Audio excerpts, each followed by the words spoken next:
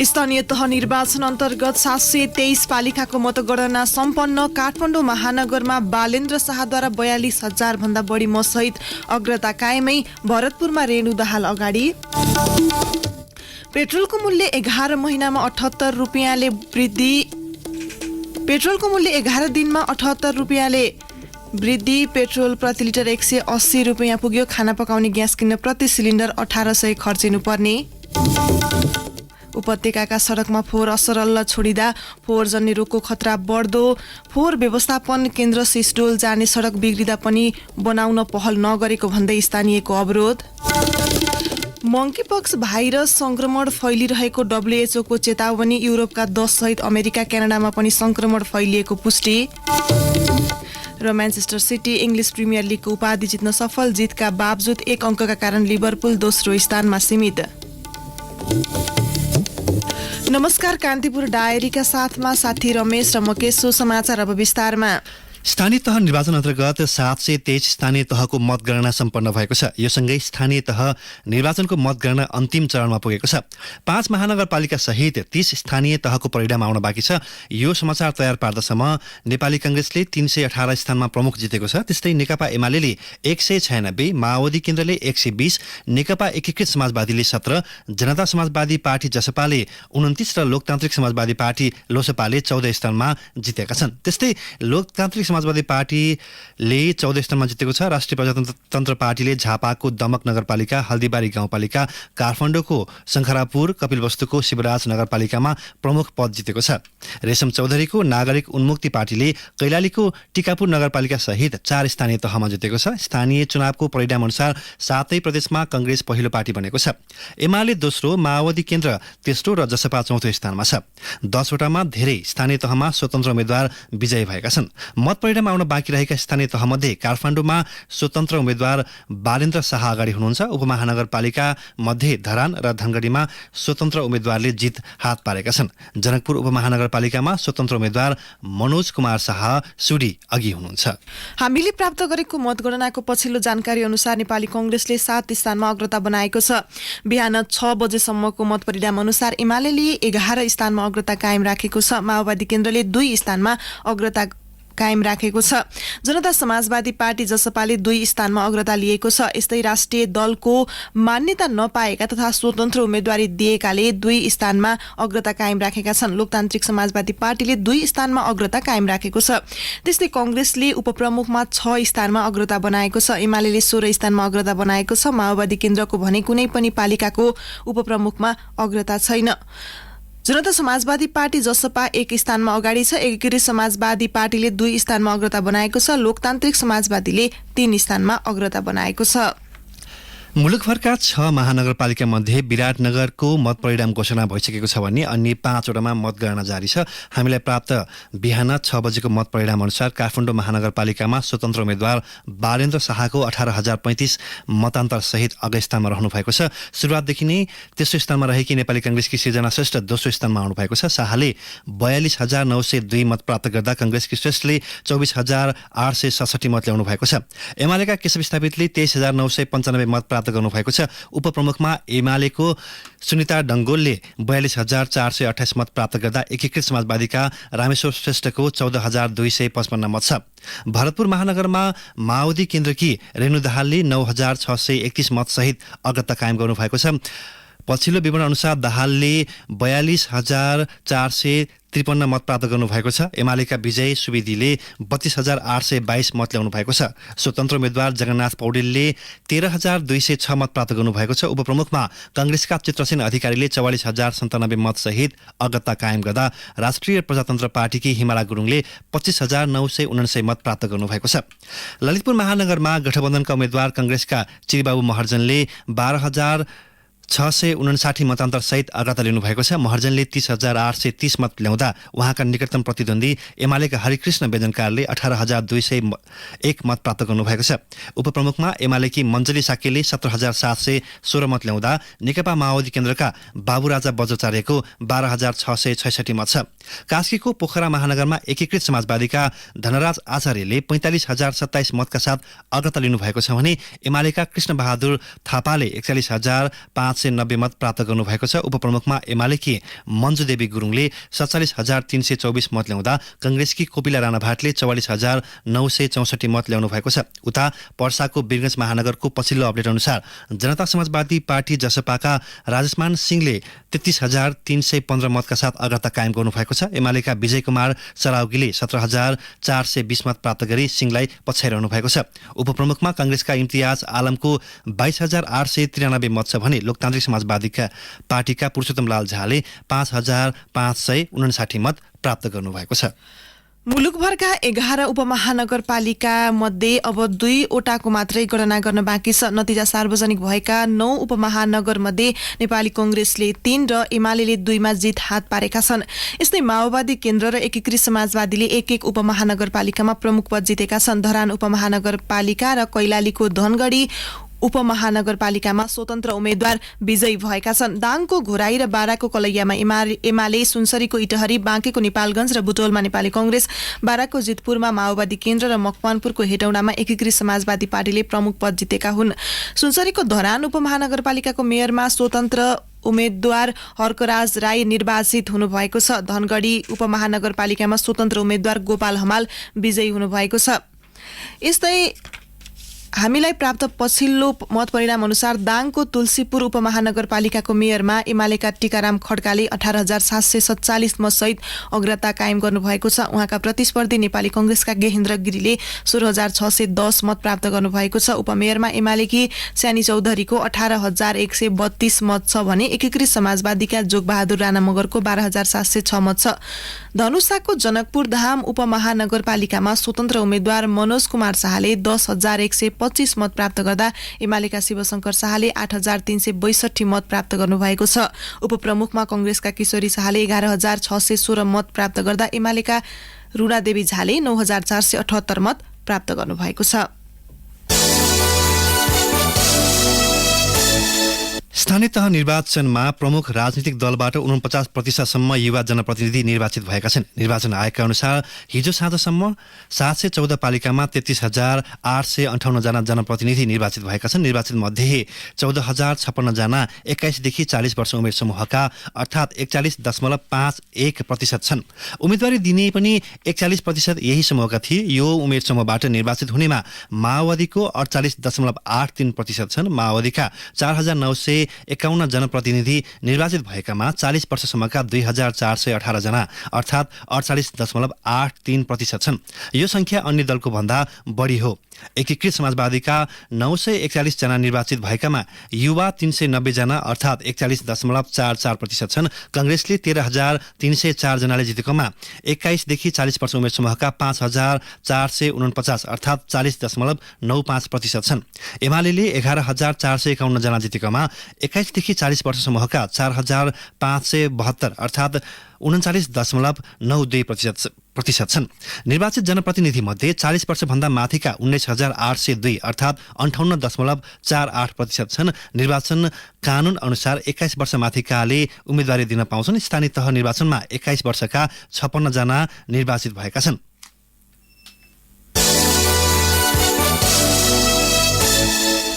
पेट्रोलको मूल्य 11 महिनामा 78 रुपियाँले वृद्धि भएको छ। भारतले कर कम गरेर इन्धनमा मूल्य घटाएको भोलिपल्टै नेपालमा पेट्रोल, डिजेल र मट्टीतेलमा प्रति लिटर 10 रुपियाँ बढाइएको छ।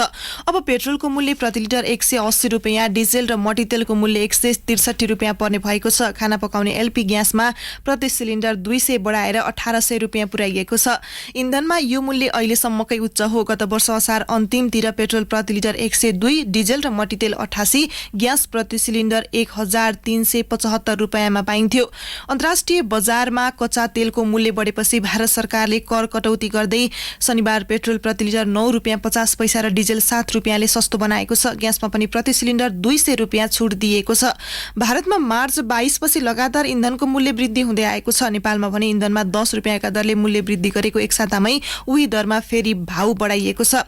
सरकारले स्थानीय निर्वाचन सकिएको भोलिपल्टै इन्धनको मूल्य बढाएको थियो। इन्डियन आयल कर्पोरेसन IOC ले पठाएको नयाँ मूल्य सूची अनुसार इन्धनको मूल्य अचाकले बढेको जनाउँदै नेपाल आयल निगमले गैराती 12 बजेदेखि लागू हुने गरी नयाँ मूल्य कायम गरेको हो। निगमका सहप्रवक्ता पुष्कर कार्कीले भन्नुभयो, मूल्य बढेकै कारण निगम टाट पल्टिने अवस्थामा पुग्यो। IOC बाट इन्धन खरिद गरे बापत मासिक भुक्तानी गर्नुपर्नेमा 20 अर्ब 60 करोड मात्रै भुक्तानी गरेका छौं। यही अवस्था रहे आपूर्ति प्रणालीमै समस्या आउने देखियो। संस्था बचाउन बाध्य भएर मूल्य समायोजन गरेका छौं। बजार मूल्य अचाकले बढिरहँदा सरकारले कर घटाउन कुनै चासो दिएको छैन। कान्तिपुर डायरीमा अब ब्रेकको पालो। ब्रेकपछि कान्तिपुर डायरीमा अब कान्तिपुर सविस्तारको पालो। कान्तिपुर सविस्तार। काठमाडौँ उपत्यकाको फोहोर व्यवस्थापन केन्द्र नुवाकोटको सिस्टोल जाने पासाङ लामो राजमार्गको सडक लामो समयसम्म बिग्रिँदा पनि बनाउन पहल नगरेको भन्दै स्थानीयले अवरोध गर्दा उपत्यकाको फोहोर उठ्न सकेको छैन। फलत उपत्यकाका सडकमा फोहोरको डङ्गुर थुप्रिएका छन्। वर्षातको सिजनमा सडकमा फोहोर असरल्ल छुटिँदा यसबाट प्रदूषण त बढेकै छ, फोहोरजन्य रोगको महामारीको समेत पनि खतरा थपिएको छ। उपत्यकामा मुख्य सडक किनारमै फोहोर असरल्ल अवस्थामा देखिन्छन्। यसले बाटो हिँड्ने बटुवालाई त शास्ति भएकै छ, नजिकै बस्ने स्थानीयवासी पनि उत्तिकै मारमा छन्। सडकमा थुपारिएको फोहोर नउठ्नाले कोटेश्वरमा फेन्सी पसल गर्दै आएकी सुनिता शाहको दैनिकी कष्टकर बन्दै गएको छ। फोहोरको दुर्गन्धले टाउको दुख्ने सम्मको समस्या झेल्नु परेको उनले सुनाइन्। यहाँ दुर्गन्धले हेर्नु न, ग्राहक पनि आउँदैन पसलमै अनि एकदम व्यापार पनि छैन।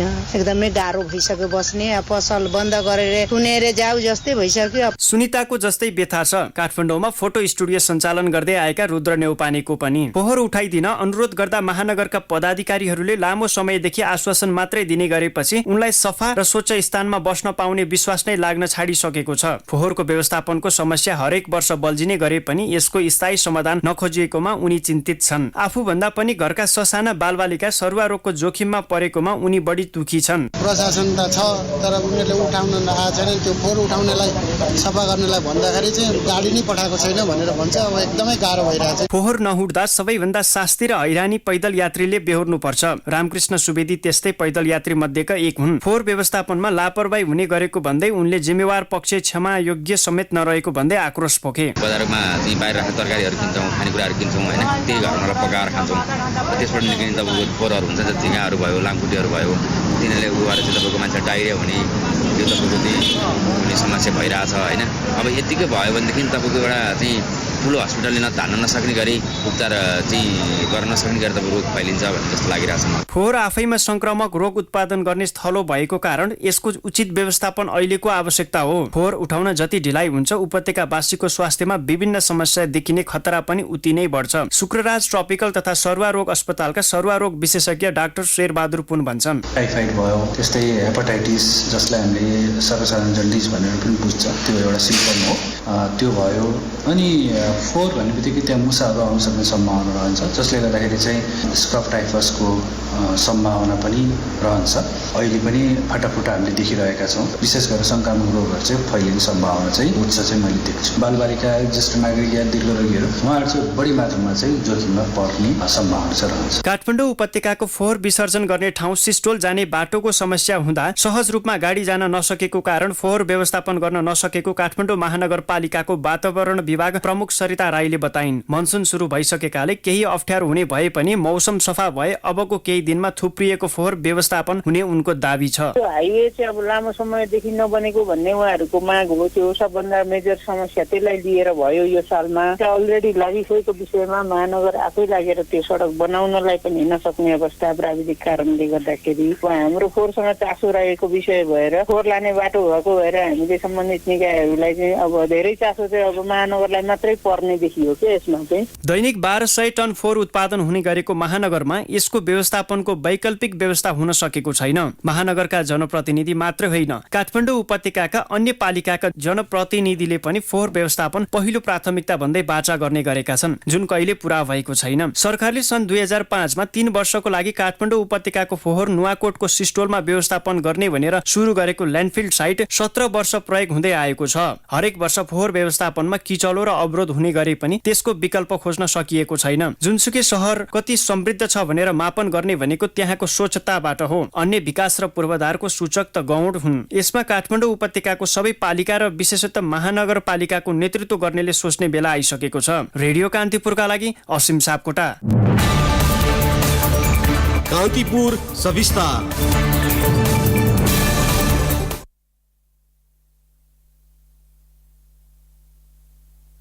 इन्धन खपत घटाउने नाममा सातामा 2 दिन बिदा दिने सरकारी निर्णयले आर्थिक गतिविधि झन सुस्त बनाएको छ भने सार्वजनिक सेवा अस्तव्यस्त भएको छ। कर्मचारी पनि शुक्रबार दिउँसै हिँड्ने र सोमबार ढिलो गरी आउने भएकाले सरकारी सेवा झन बिग्रिएपछि सुरु भएको दोस्रो सातामा नै पुनरावलोकनका लागि सरकारमाथि दबाव परेको छ। साताको 5 दिन मात्र सार्वजनिक सेवा दिने सरकारी निर्णयले सबैभन्दा नकारात्मक प्रभाव स्वास्थ्य क्षेत्रमा परेको छ। धेरै जसो सरकारी अस्पतालमा आइतबार अपरेसन राखिएको हुन्थ्यो, तर अहिले आइतबार ओपीडी समेत बन्द गरिएको छ। प्रधानमन्त्री तथा मन्त्री परिषद कार्यालयमा शुक्रबार भएको छलफलमा स्वास्थ्य क्षेत्र सञ्चालन गर्नुपर्ने विषय उठेको थियो।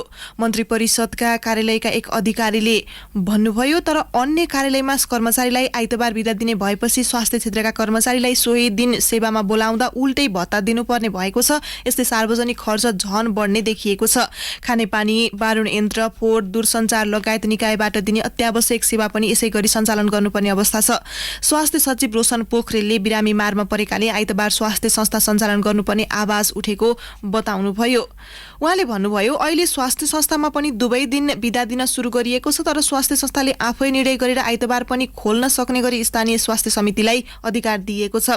यस्तै इन्धन उपभोग घटाउन बस नै नभएका 27,000 सार्वजनिक विद्यालयमा पनि बन्द गरेर सरकारले आफैले बनाएको पाठ्यक्रम अस्तव्यस्त बनाउने बाटो लिएको भन्दै शिक्षाविदले विरोध गरेका छन्। यता बस नै सञ्चालन गरिरहेका निजी विद्यालयले भने आइतबार विद्यालय खोल्ने नीति लिएका छन्। नयाँ कार्यतालिका अनुसार अन्य सार्वजनिक सेवा पनि भद्रगोल भएको छ। साताको 5 दिन बिहान 9:30 बजेदेखि बेलुका 5:30 बजेसम्म कार्यालय खोल्नुपर्ने भए पनि बिरलै कर्मचारी मात्र समयमा पुगेका छन्। सिंहदरबार स्थित कार्यालयका एक अधिकारीले भने, खासमा 9:30 बजे सेवाग्राही नै आइपुग्दैनन्, त्यसैले कर्मचारी पनि बिस्तारै आउँछन्। सरकारी निर्णयको प्रभावकारी कार्यान्वयन कठिनाई छ। संघीय मामिला तथा सामान्य प्रशासन सचिव सुरेश अधिकारीले 2 दिन बिदा नयाँ व्यवस्था भएकाले केही समय असजिलो हुने प्रतिक्रिया दिनुभयो। उहाँले भन्नुभयो, केही प्राविधिक समस्या छन्, अत्यावश्यक सेवा प्रवाह रोक्न नमिल्ने भएकाले 2 दिन काम ठप्प गर्न पनि कठिन छ। निर्वाचनको माहौल नसकिएको र अहिले सेवाग्राही पनि नआएकाले केही दिनमा यसको कार्यान्वयनको अवस्था देखिन्छ। अहिले नै मूल्याङ्कन गर्ने समय भएको छैन। सातामा 2 दिन बिदाले राजधानीमा मात्र होइन, जिल्ला जिल्लामा सरकारी सेवा अहिले प्रभावित भएको छ।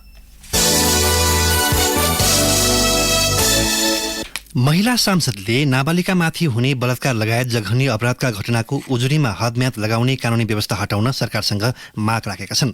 8 वर्ष अघिको एउटा सौन्दर्य प्रतियोगिताकी प्रतिस्पर्धीले आफूलाई आयोजकले गरेको बलात्कार र यौन शोषणको घटना सार्वजनिक गरेको विषयमा प्रतिनिधि सभाको महिला तथा सामाजिक समितिमा हिजो अनौपचारिक छलफल गर्दै उनीहरूले दोषीलाई कानुनी दायरामा ल्याउन अवरोध सिर्जना हुने प्रावधान संशोधन गर्न माग गरेका हुन्।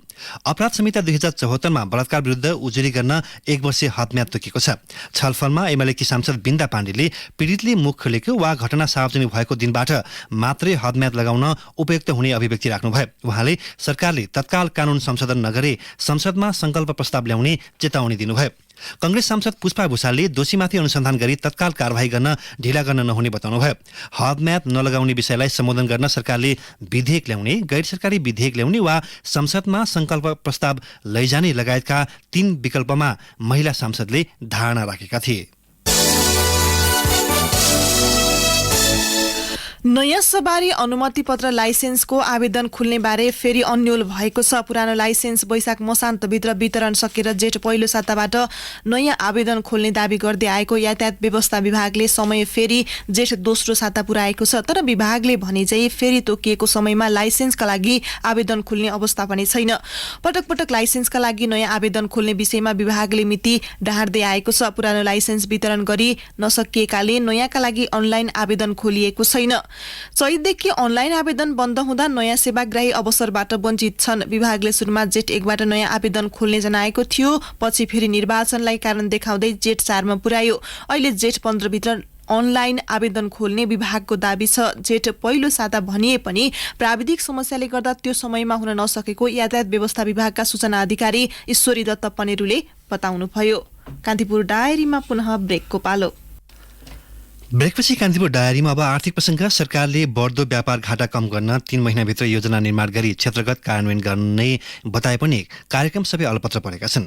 आयात निर्यातको खाडल वर्षेनी बढ्न थालेपछि रुग्न तथा बन्द उद्योग सञ्चालन गर्ने, अनुदान दिने, सस्तोमा ऋण प्रवाह गर्ने, स्वदेशमै पेट्रोलियम पदार्थको उत्खनन गर्नेदेखि स्वदेशमै खाद्यवस्तुको उत्पादन बढाएर मूल्यवृद्धि नियन्त्रण लगायत दर्जनौं कार्यक्रम सार्वजनिक भएका थिए। बजेटमा यी सबै कार्यक्रम घोषणा भए पनि धेरैजसो अलपत्र छन्।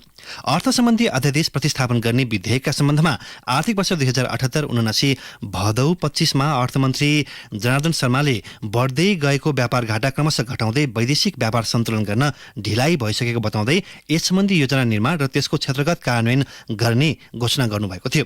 त्यसका लागि सम्भव र आवश्यक काम समेत अघि बढाउन 3 महिनाभित्र योजना तयार गरिने उहाँको भनाइ थियो। तर चालु आर्थिक वर्षको 9 महिनामा मुलुकको व्यापार घाटा 13 खर्ब 6 अर्ब 8 करोड रुपियाँ पुगिसकेको छ। आर्थिक वर्ष 2077-78 को 9 महिनाको तुलनामा यो घाटा 28.5% बढिरहेको भन्सार विभागको तथ्याङ्क छ। आगामी आर्थिक वर्ष 2079-80 का लागि ऊर्जा, जलस्रोत तथा सिंचाई मन्त्रालयले 1 खर्ब 12 अर्ब 94 करोड रुपियाँ बराबरको सिलिङ पाएको छ। यसमध्ये ऊर्जा क्षेत्रतर्फ 85 अर्ब 3 करोड 75 लाख रुपियाँ र जलस्रोत तथा सिंचाईतर्फ 27 अर्ब 9 करोड 29 लाख रुपियाँ बराबर बजेट सीमा प्रस्ताव गरिएको मन्त्रालयले जनाएको छ। आगामी आर्थिक वर्षको नीति तथा कार्यक्रम र बजेट मार्फत आधा दर्जनभन्दा बढी जलविद्युत आयोजना निर्माण कार्यलाई प्राथमिकतामा राखिनेछ। 1200 मेगावाट उत्पादन क्षमताको बुढीगण्डकी जलविद्युत आयोजना स्वदेशी लगानीमै बनाउने गरी मोडालिटी तय गरी निर्माण सुरु गर्ने विषय बजेटमा राखिने ऊर्जा, जलस्रोत तथा सिंचाई मन्त्री पम्फा भूषालले बताउनुभयो।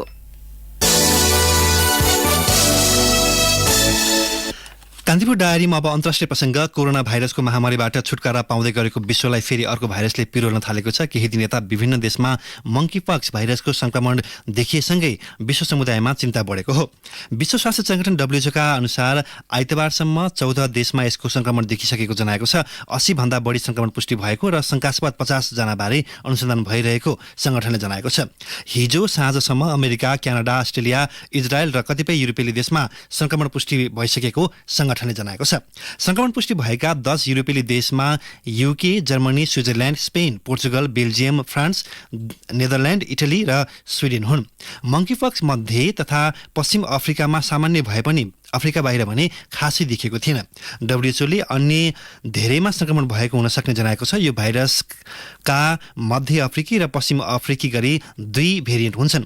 बिफर रोग लाग्ने प्रजातिको भाइरसबाटै मंकीपक्सको संक्रमण हुने गर्छ। मंकीपक्सले कमैलाई मात्र गम्भीर बिरामी बनाउने बताएको छ। संक्रमण भएको खण्डमा ज्वरो आउने, जिउ सुनिने र ढाड, टाउको र मांसपेशी दुख्ने गर्छ।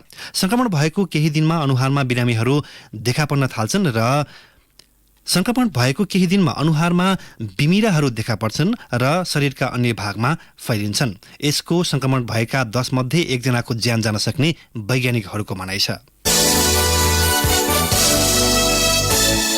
अब खेल प्रसङ्ग। म्यान्चेस्टर सिटीले जारी सिजनको इङ्ग्लिस प्रिमियर लिग फुटबलको उपाधि जित्न सफल भएको छ। गैराती एस्टन भिल्लामाथि 3-2 गोल अन्तरको रोमाञ्चक जित निकाल्दै म्यान सिटी उपाधि जित्न सफल भएको हो। पहिलो हाफमा एस्टन भिल्लाका लागि म्याटी क्यास र काउटिन्योले गोल गरेपछि 2-0 ले पछि परेको अवस्थालाई उल्ट्याउँदै म्यान सिटी खेलमा फर्किएको हो। खेलको 76औं मिनेटमा इल्के गुन्डोगानले गोल गर्दै म्यान सिटीको खाता खोलेका थिए। त्यसको 2 मिनेटपछि रोड्रीले म्यान सिटीका लागि अर्को गोल गरेपछि खेल बराबरी भएको थियो। 81औं मिनेटमा गुन्डोगानले व्यक्तिगत दोस्रो गोल गर्दै खेल म्यान सिटीको पक्षमा ल्याउँदै जित सुनिश्चित गरेका हुन्। जितसँगै म्यान सिटी 6औं पटक च्याम्पियन बनेको हो। दोस्रो स्थानमा रहेर सिजन अन्त्य गरेको लिभरपुलले गैराती विल्भरह्याम्पटनमाथि 3-1 गोल अन्तरको जित निकालेको छ। तेस्रो स्थानको चेल्सीले वाटफोर्डमाथि 2-1 को नतिजा निकाल्यो भने चौथो स्थानको टोटनह्यामले नर्विच सिटीमाथि 5-0 को रोमाञ्चक जित हात पार्यो। पाँचौं स्थानको आर्सेनलले एभर्टनमाथि 5-1 को फराकिलो जित निकालेको छ। यस सिजन बर्नली, वाटफोर्ड र नर्विच सिटी रेलिगेसनमा परेका छन्। अब मौसम सम्बन्धी जानकारी। मुलुकभर आंशिक बदली रही केही स्थानमा मेघगर्जन चट्याङ र हाउहुरी सहित मध्यम वर्षाको सम्भावना रहेको जल तथा मौसम विज्ञान विभागले जनाएको छ। केही बेर अघि 15 डिग्री सेल्सियस मापन गरिएको काठमाडौँ उपत्यकाको अधिकतम तापक्रम आज 27 डिग्री सेल्सियस पुग्नेछ। सूर्योदय बिहान 5:11 भयो भने सूर्यास्त भरे साँझ 6:50 हुनेछ। हवस् त यिनै प्रसङ्गसहित कान्तिपुर डायरीको यो बुलेटिन अहिलेलाई यही सकिन्छ। साथी रमेश र म के सुविधा हुन्छौँ। नमस्कार।